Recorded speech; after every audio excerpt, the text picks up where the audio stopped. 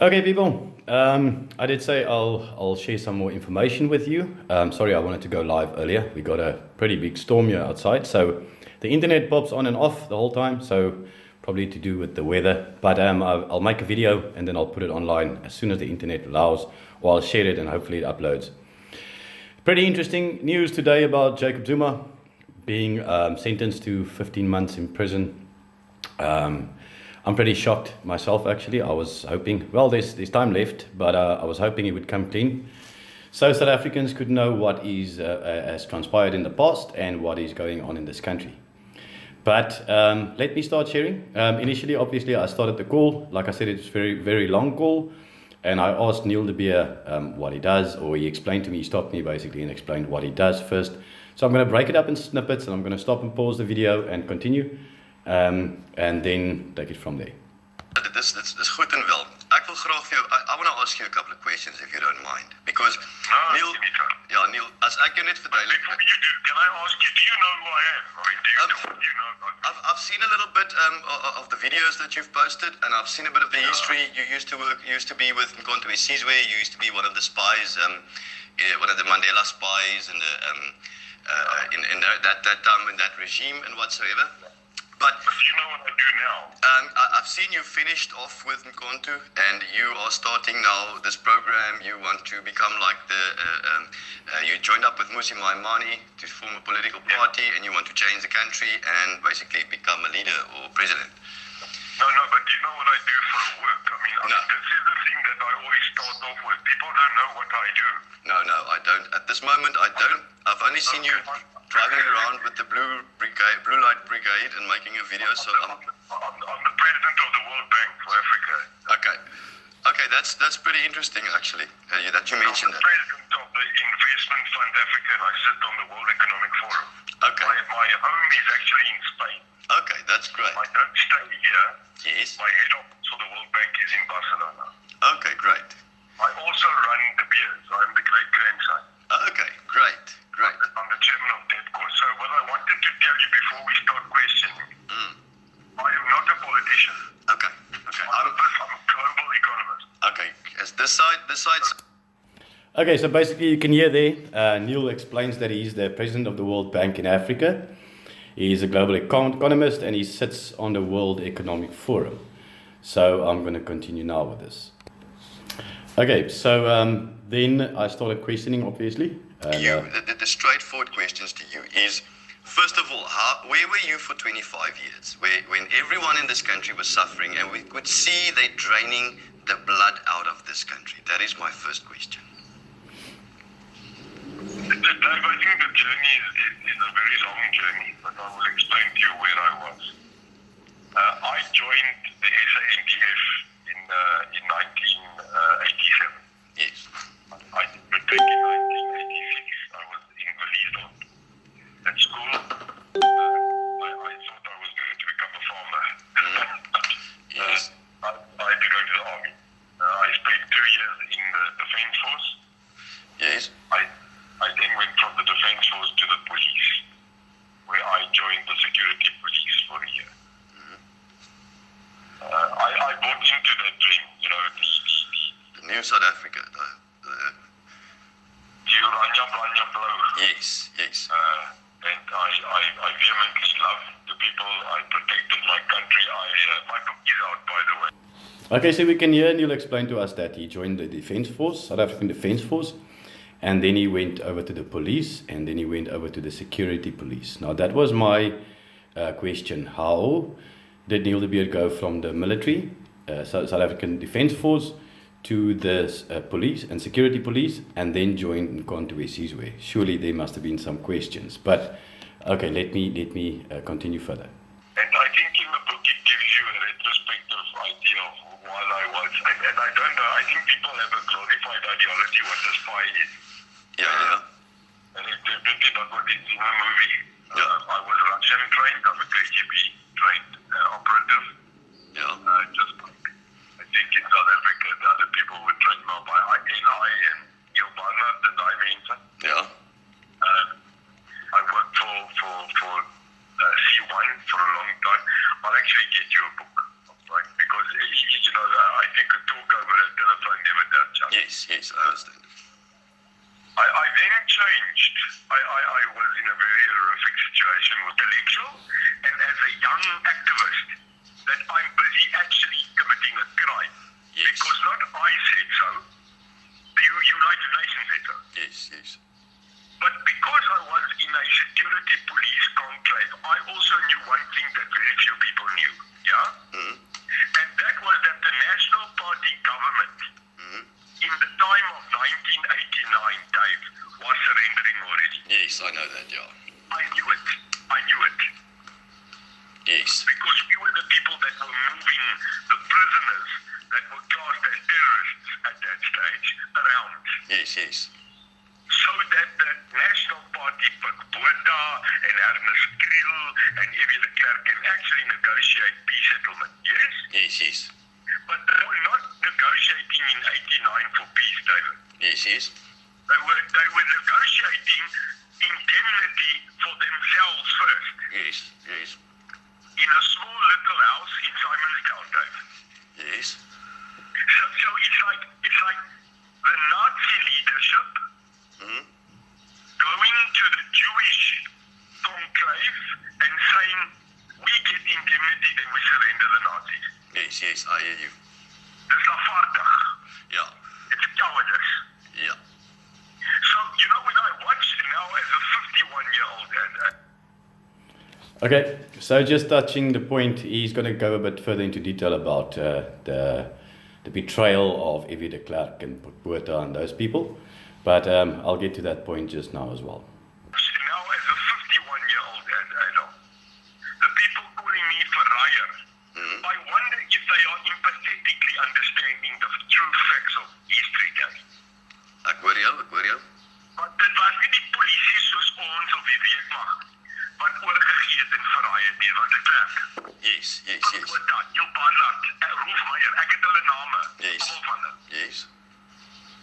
It was then very clear to me that if this is going to happen and it doesn't turn the right way, Dave, in 1988, Yes.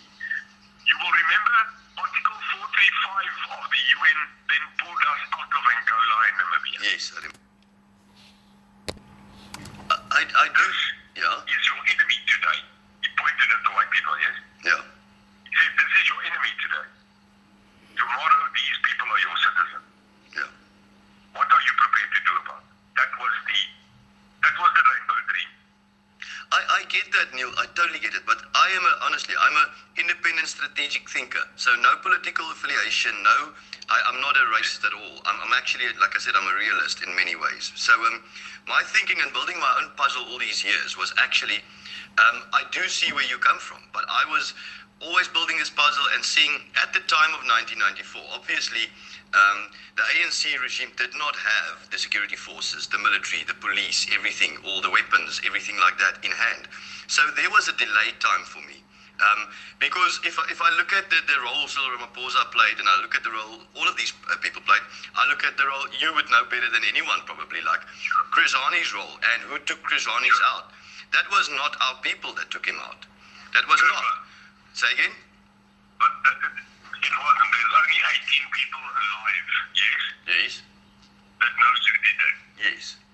So When I say did that, we know who pulled the trigger, yes? yes, that is true. But who sponsored? But you know who told them to pull the trigger? That is the question, and I've always been. I'm into. It will never be answered. Yeah, I'm into all types of affairs. I like to follow these What I'm things. saying, Dave, listen. 18 mense weet wie dit was. Wel, ek het al gehoor in die 2017 en voor in 2014 in die SHKP se kongres het hulle liedjies begin sing.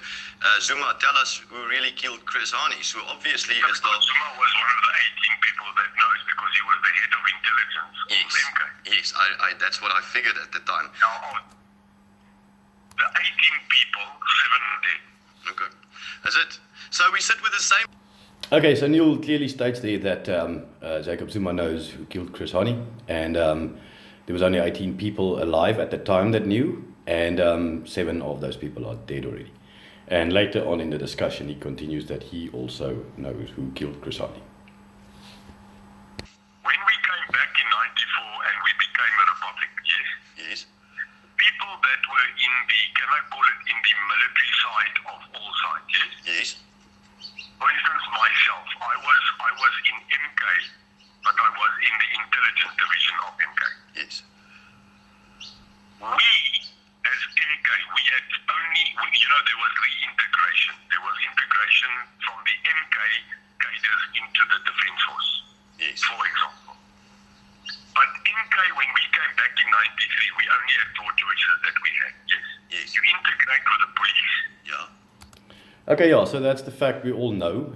Neil de Beer was part of Mkhonto Sizwe. And like I said in the discussion, he also reveals that he was under Jacob Zuma. So yeah, I'll just keep on sharing snippets. Okay, so now Neil goes on to explain his role in the financial role in the economy under Mbeki, etc. And the other one that is now fringing on changing is Cuba.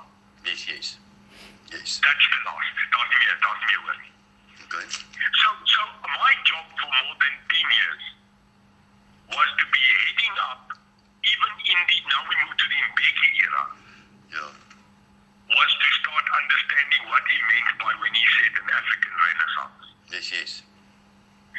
Then we started compiling a document, and I'm very proud of that document, called NEPAD. You can Google it. Yeah. The New Economic Plan for African Development. I remember that, yeah. And NEPAD was then tabled at the African Union. Remember, the OAU disbanded Yeah. and became the AU. Yeah. And NEPAD was adopted in the last term of Mbeki before he got fired. Was adopted as the official economic plan for the African Union. Yes. I did such a good job, Dave. Hmm. I became the head of NEPAD. Okay. Okay. So, we then changed NEPAD into a process to be adopted at that stage. 53 countries. We were not 55 like we are now. Yes, yes. We had 53. We only in the last 10 years gained the extra 2 countries.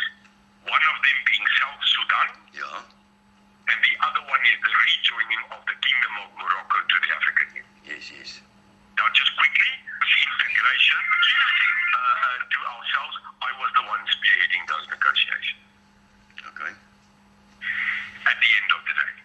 So we then became, you can see there's something called the OABD, the Organization African Business Development, Yeah. and I became the first Secretary General of that African Union association. Okay. I had to go to 47 countries in 1 year. Okay. And I had to go establish the OABD sectoral investment program. And out of that, we wrote 2 documents. One is called the AMF, the African Monetary Fund. Hmm. And the other one is called the African Central Bank, the ACB. Yeah, yeah, yeah. At the end of the day. So I was the person that was driving that. Wat was, as ek so mag vra, Neil, wat was die okay, dit is 'n ding wat was die okay, dit is 'n ding wat my baie trigger. Ek weet, soos ek hier sit, nê. Ons Afrika en South Africa specifically ons is nie independent nie. Ek sê dit vir jou, ons is nie independent nie.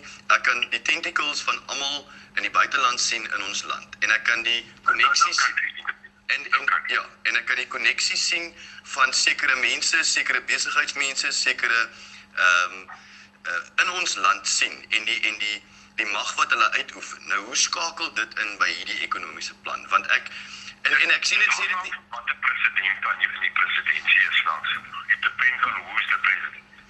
For example, when Mbeki was the president, when Madiba was the president, his major influences that he wanted to bring in, yes, was not the West. Yes. It was Cuba. Yes. It was Palestine. It was those were his friends. Yeah. Muammar Gaddafi. Yeah. When Mbeki took over, remember Mbeki was a bureaucrat. Yeah. He wasn't a military man. Yeah. Mbeki, who studied in the UK, yes, Yeah. he was more principled to the West. Yes. So Great Britain, America, France played a major role in his presidency in the tentacles which you so correctly put out there into this country. Now follows Jacob Zuma. Yes. And Jacob Zuma, again, is a militarist. Yeah. He's back at the controversies. Yeah. So his influence that he brought in was Russia, China, and India. Yeah. So that's where BRICS. Yeah. Russia, I don't know what Brazil ever did there. No, nothing. Brazil can't even balance their own books. I know, But anyway, they joined. But Russia, India, China were the largest contributors to the Zuma era. Yes. And that's why the BRICS system was brought in. And now you've got Cyril Ramaphosa that's taken over, who is totally aligned to the West again. Yes, I can And see has no interest in running BRICS. That's why currently BRICS is dying. Okay, so just to get that point, like he explained the president's roles and who they were aligned to, and as we can see and always basically knew, is Cyril Ramaphosa is more Western aligned, more aligned to the Queen, the Crown, as you could see his visit there as well. And that is actually very concerning to me. I'll get to that point later. Okay, so then there's the part where he explains the political system, the people involved. He doesn't admit to it today. He said he never says it on the callback as well. But where he explains about Michael Louis and whatsoever. Number 1. We 5 years ago noticed, like I said to you, 5-year term, 5-year term, 5-year term. We noticed in the second 5-year term of Jacob Zuma, not the first 5 years. In actual fact, in the first 5 years, he wasn't too bad. He was charismatic. People actually said, the white people said, ons kan met hierdie ou werk. Ja. Maar jy praat van die tyd van die second revolution af wat hulle aangekondig het, basies. Met sy tweede In Zuma se era, toe Zuma president was. Ja. In sy eerste 3 jaar as president, het alles goed geloop. Ja. Alles was reg. Hy was 'n karismatiese ou, hy het by witplase gaan kuier, hy was selfs in Oranje. Ja. En die mense het gesê, hierdie ou, hy het 'n bietjie van Mandela in hom. Ja. Want hy is nie 'n bureaukraat nie, hy het nie gestudeer nie, hy's 'n mens, hy's 'n Zulu. Ja. En die mense het toe gesê, okay, hierdie man, hy kan miskien dit weer optel, nee. Maar wat gebeur het is, die mense om Zuma was 'n verskrikking. Hulle was 'n verskrikking om hierdie ou. Ja. En hulle het totaal die land oorgevat. Ja. Daai is 'n lang storie. Maar wat ons agtergekom het is, ons gaan nie hierdie land kan draai as die ANC op hierdie trend gaan, hierdie trend. Ja. So Okay, so just to touch that point, he clearly stated that to me it kind of alludes to the fact that Zuma, there's a chance, a small chance that Zuma might be innocent of state capture. I'm not for one moment saying he's innocent of corruption or anything, but he did say, there was a verskrikking. He was the people surrounding him totally took over control of the country. That is his statement. wat gebeur het en dis belangrik. 5 jaar gelede het 'n groep mense in hierdie land en ek ter ondersteuning, dit is duidelik. Ek het gesê ons gaan die politieke stelsel in hierdie land moet verander. Ja. Ons is besig om op 'n afgrond te dryf en as ons nie hierdie ding verander nie, dan gaan ons op ons hel kry. Want kom ons sê jy behoort aan 'n rolbalklub, Dave. Ek en jy. Ja. Ons is daar om golf te speel. Yes. Kom ons sê golf. Ons is al 9 jaar by die golfklub, nee. Nou kom 'n nuwe president in en hy verander die reëls van die golfklub. Ja. En ek en jy stem nie saam. Jy het net 4 goed wat jy kan doen, Dave. Nommer 1, dan ek en jy om 'n tafel elke keer nadat ons round of golf gespeel het, kan praat oor die president. Ja. En vir mekaar die hele tyd sê, ek hou nie van hierdie ou. En elke keer as 'n vriend van ons join en hy koop 'n bier, dan sê ons vir hom, Jan, ek hou nie van hierdie reëls van hierdie ou. So met ander woorde, ons begin onder mekaar te praat. Ja. Dis die eerste ding wat jy kan doen. Die tweede ding is, by die AGM kan jy opstaan en sê, skies tog, ek en hierdie manne, ons stem nie saam met die reëls van hierdie golfklub. Ja. En kom ons sê, jy word geïgnoreer. Dan is die enigste ander 2 alternatiewe soos volg. Jy doen dan for president yourself Ja, of jy waai. to change the rule, Ja. of jy by. Ja. Nou daar's my geskiedenis in die ANC in die afgelope 6 jaar. Ja. Daar's hy. Presies. Okay. Identies. Ek het Net gesit, ja. ek het gesien hierdie ding draai. Onthou ek is nie 'n lid van die NEC nie, Ja. nie 'n lid van die parlement nie. Ek is 'n Afrika besigheidsekonoom. ja. En ek kyk na hierdie ding en ek sê vir die mense, julle wat in die parlement sit, julle is besig om kakkie aan te vang. En hoor nou vir my 'n tweede revolusie kom. Ja. Maar ek het nie net op my agterend gesit. Toe ek sien hierdie ding gaan nie draai nie, nê. Ja. Toe kom daar 9 besigheidsmanne onder 'n man met die naam van Michael Louis Dave. Ja. Michael Louis was the founder of the ACDP, Ja. the African Christian Democratic Party. Yes. And he was a cabinet minister of the Western Cape legislature for 10 years. He was minister of economic development. Ja, ja. Maar hy kom uit 'n biljoenêr familie uit, né? Die Louis Groep. Hulle het 'n bank in Europa, hulle het plase. So hy is eintlik 'n besigheidsman, maar hy het maar hy's 'n fundamentele Christen. Ja. 'n Fundamental Christian. Okay, so there it starts with the Mike Louis part. We 9 business families came together. Now he's going to chit chat a little bit, and then it's going to get back to the point of the people involved. 'n Fundamental Christian. Het hy toe leierskap gevat as besigheid en wat hulle toe gedoen het, hy was en hier is die ding waarmee ek nou besig is, né? En ek is besig daarmee, maar ek het dit nog nie uitgerol nie. Dit kom nou. Ja. Dit kom nou. Ons het besluit ons gaan die staat hof toe vat. 5 jaar gelede. Okay. En wat ons gaan doen is, en ek kan nou vir jou sê, dit was nie 'n goedkoop proses nie, jy kan imagine. Ja. Dit was 'n verskriklike lank. 19 advokate, 36 prokureurs en 'n span van 119 researchers. Ja. Het 'n dokument saamgebring, né?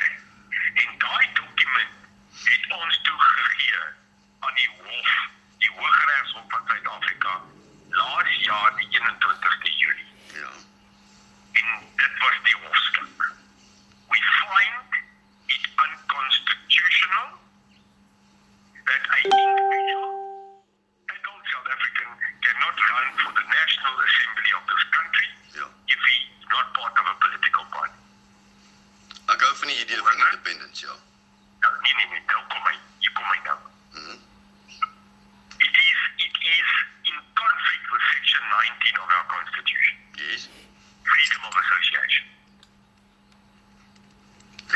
In the Constitution, we guarantee that we have freedom of speech Ja. and we have freedom of association. Yes. Ek kan met jou sit waar ek wil. Yes, yes. Nou op daai beginsel het ons toe hof toe gegaan. En 6 weke gelede na 1 jaar tyd, né, het ons gewen. Ja. We got judgment in our favor. Okay. Met 'n vol bank van konstitusionele regters, al 9 het ja gesê. Okay. Toe dit gebeur, toe weet ek, daar's hy. Ons het gewen en nou moet 'n persoon, een mens, né, so die stelsel werk, opstaan en daai kandidacy vat. Ja, ja. Gebeur, né, so die stelsel werk, opstaan en daai kandidacy vat. Ja, ja, ja. Iemand moet nou die independent candidacy vat en iemand moet nou die ding lei deur die land, verstaan jy? Yes, Want yes. ons het die wet geskryf. Ja, ja. Die man wat daai independent wet opgestel het, gelei het, né, Ja. is Michael Louis. Okay. En die man wat nou sy kandidaat is om te hardloop in die parlement is Neil de Beer. Okay. Okay, en sê vir my, Neil, nee, en die Musi Maimane koneksie? Musi is in charge of a group that is funded by a German business confederation called OSA, Ja. One South Africa. Okay. It's not a political party. And Musi cannot change that OSA under contract, yes, to a political party. Okay. What does OSA do? OSA is going around this country funded by a German conglomerate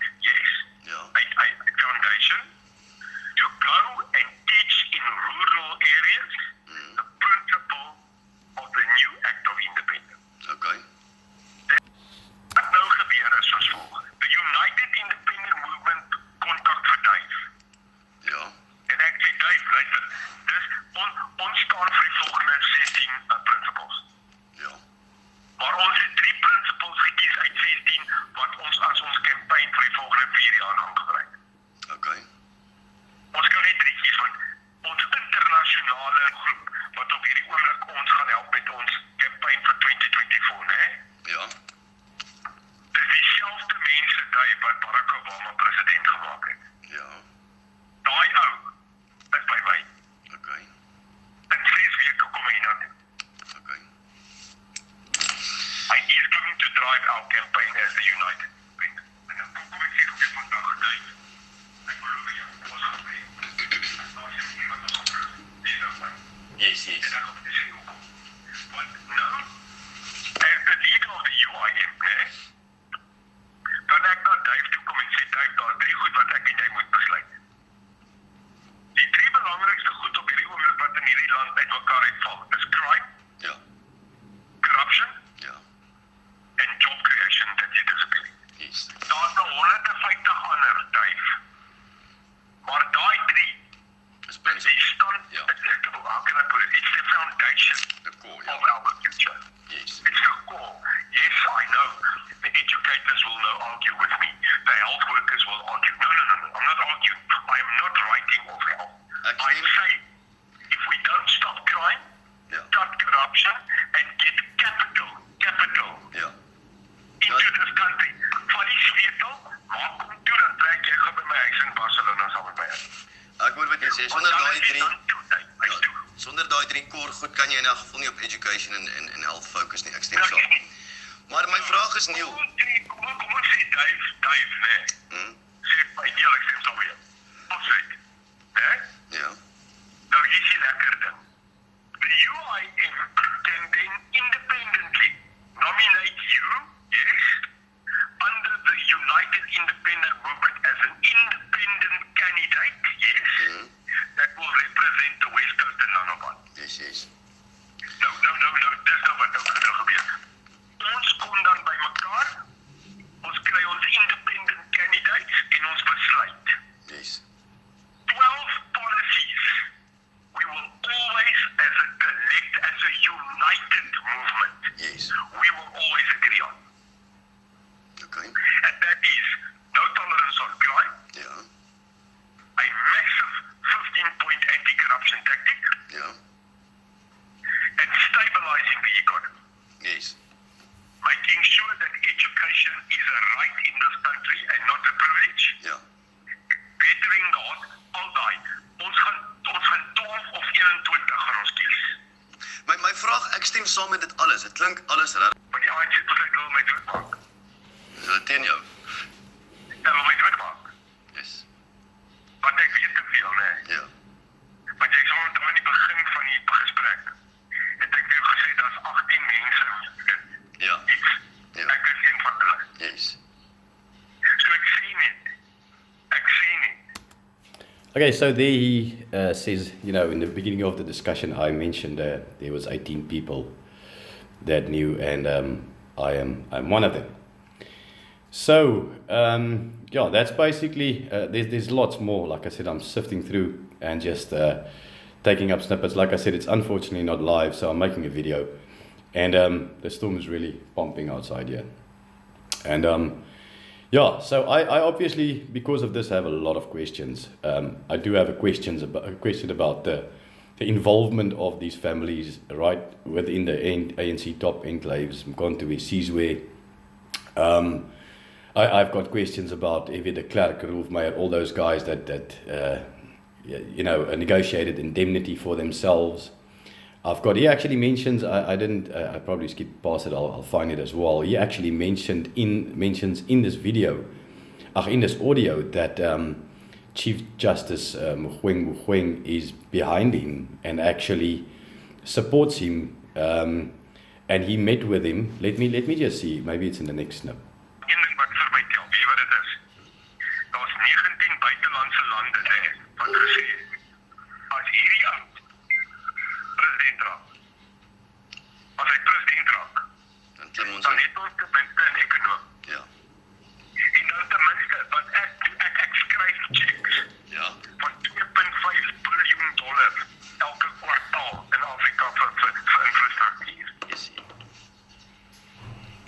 So as jy my maatskappy, ek sal alles jou WhatsApp optyd.